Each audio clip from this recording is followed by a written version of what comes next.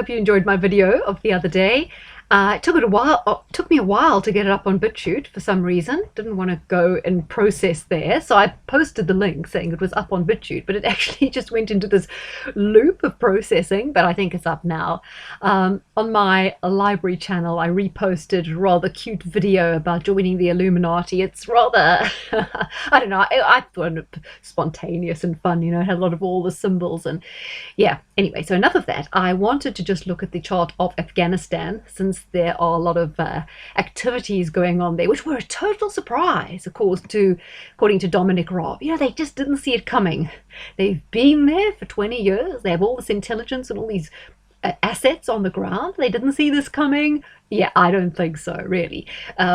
Boy, Joe Biden says that the buck stops with him. Yeah, but I don't think he even knows what he's talking about. Anyway, I'm just going to give my take on it, and I thought it might be interesting first to look at the chart of Afghanistan. There you go. So immediately interesting. Very few countries, apart from Italy, have Scorpio rising, but it's an incredibly appropriate rising sign, isn't it? So just to tell you, this is based on a date of 14 August. So it's a Leo, and its birthday has just happened, right? Just over the weekend, Afghanistan. So all this is going on during its birthday weekend. Okay, 14th of August, 1747 is the date for this chart. So you can see why Afghanistan has never been kind of defeated per se. It wasn't defeated by Alexander the Great, although this chart came a little bit after. It wasn't defeated by the mighty British Empire or the Soviet Empire or by the Americans. Everyone who's gone in there has got a kicking and had to go and hasn't been able to control it.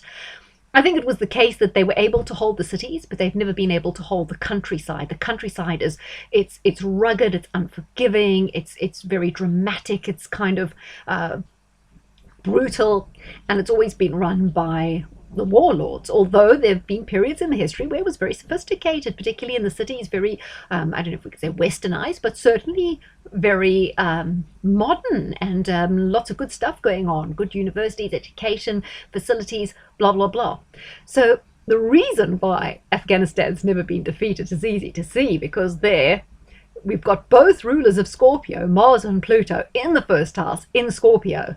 And we have the sun, it's a Leo, in its own sign of Leo on the midheaven. So those are strong signals if you look at like an election chart, that this side is not going to lose.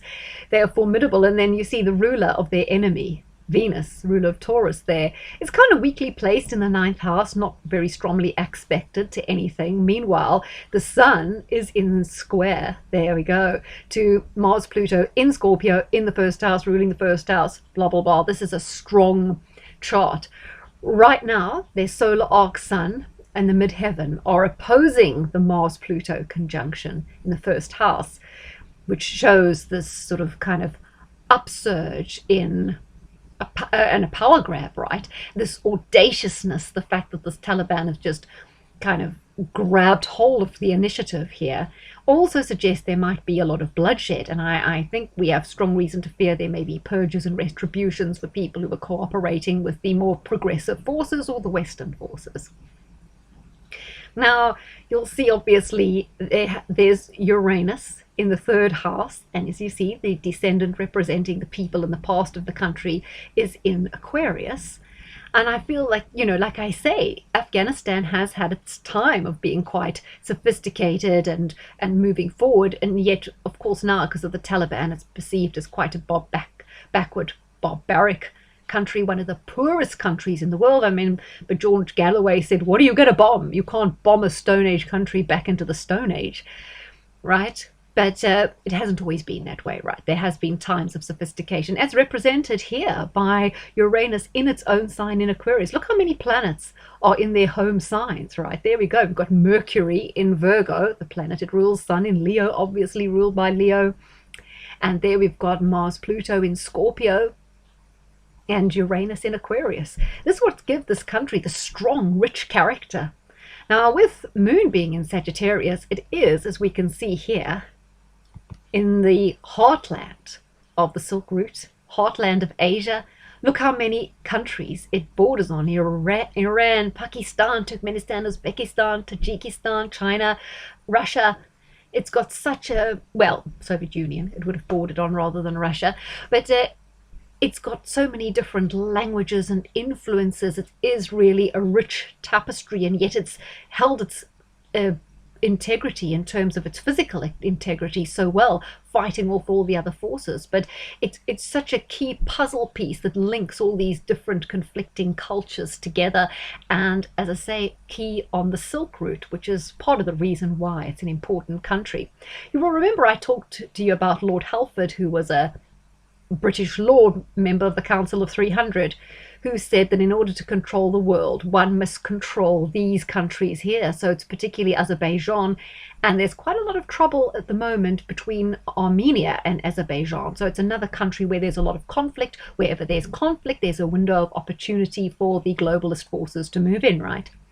So you would need to control that region that I'm showing you there. But Afghanistan as well, it's absolutely key. And I feel what's happened in Afghanistan since Biden got in is he's handed it over to the Chinese. So it's key for their Silk Route. Pakistan is a fantastic ally. China, we've got Iran, an ally of China. We've got China on the east of Afghanistan, and now they control Afghanistan, which will help counteract the power of India, because India is one counterbalance who's not kind of on the side working with China. They're a little bit aggro. There's been problems in Kashmir, which of course borders Pakistan, India, and Afghanistan, and so really it'll help China consolidate power. They can gain Afghanistan and help them build here's China here. Of course, it's key to building their Silk Route across Afghanistan. And it's kind of scupper. I don't know what's going to happen with the poppy fields, right? Might scupper that. Just a look at this article. This is from NBC. It says rare earth minerals. Afghanistan sits on $1 trillion in minerals. Now it seems the globalists are just giving China carte blanche on all the rare earth minerals. They're saying, hey, take them in Africa, take them wherever.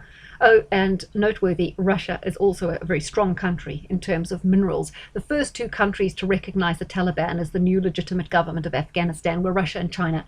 So we see now a closer link between Russia and China working together, Russia choosing their side. They can see where the power is. They're aligning strongly with China.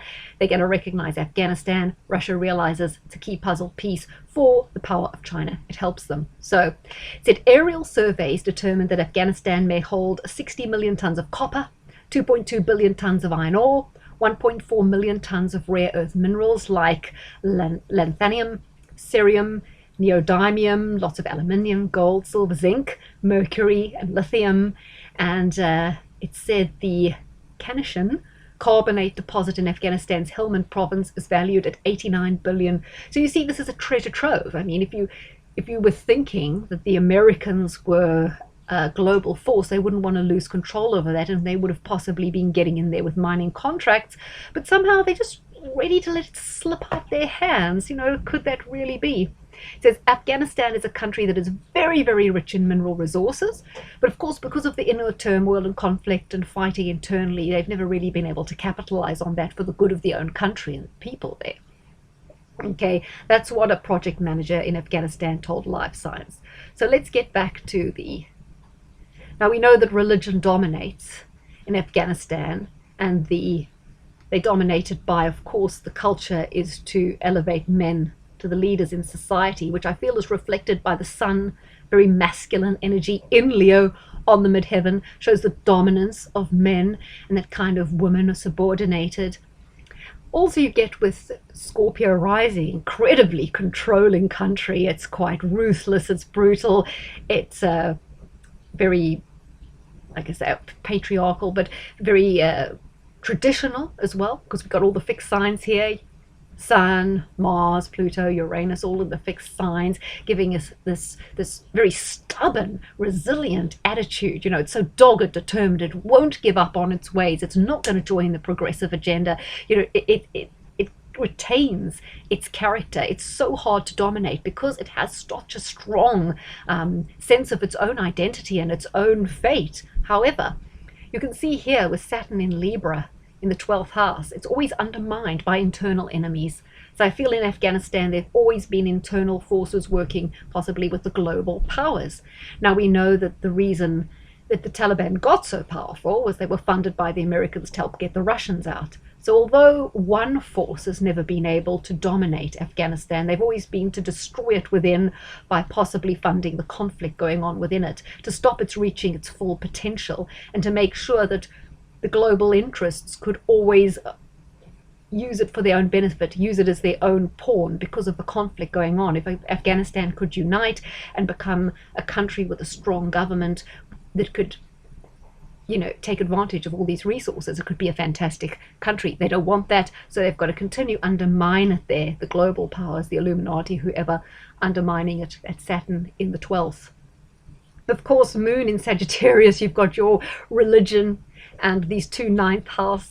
Venus is the sign of Islam in the ninth house of religion. We've got Neptune there in the ninth house of religion as well. That's why we all identify it as a country that's dominated by these dogmatic religious beliefs that are, in the case of Neptune there, somewhat misplaced, or two, causing a lot of paranoia as well, and causing a lot of subjugation, suffering, and pretty obvious, huh? So now, other things I just wanted to say about Afghanistan. So we talked about it's basically being handed over to China for their Silk Road, so they can use all the minerals, helping China to dominate the planet by having access to all that wealth there. Also, the US taxpayer over the last 20 years have funded the rebuilding of Afghanistan, building so much infrastructure, and who's going to get the benefit of it now? Possibly the Chinese. Won't be the regular Afghan people either. Note that they've managed to get rid of the Northern Alliance. During the conflict way back when in Afghanistan, we always had the Northern Alliance as a counterbalance. They're also kind of a ragtag group, but they were a counterbalance to the Taliban. But over the last 20 years, they've been got rid of, so now the Taliban has no opposition. So that's kind of perfect as well. Right, yeah, it's easier to control a failed state, which is fantastic for Russia and China. And also immigration. There's going to be masses of refugees flooding out of Afghanistan, which of course serves the agenda to destabilize Europe and America by bringing in or causing mass immigration very, very quickly, where people don't have time to assimilate, and where the people who are brought in are not au fait with the culture, the language, or possibly don't have sufficient skills and education to support themselves, and therefore are easily manipulated by the government, the democratic force, who are giving them handouts. So it feeds that agenda as well because of the mass immigration. So yeah, so that, as I say, it couldn't have been a surprise to these people. But interesting to see what's going to go on next.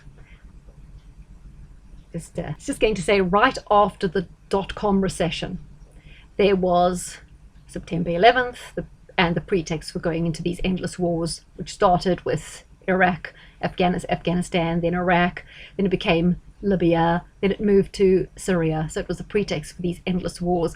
I think there's definitely going to be, I said September, but maybe October is going to be some sort of economic collapse, and it'll be interesting to see if they're going to want to crank up some sort of war machine in some country as well to distract from the economic collapse, or if it'll simply be another round of lockdowns stricter than before to try and cover up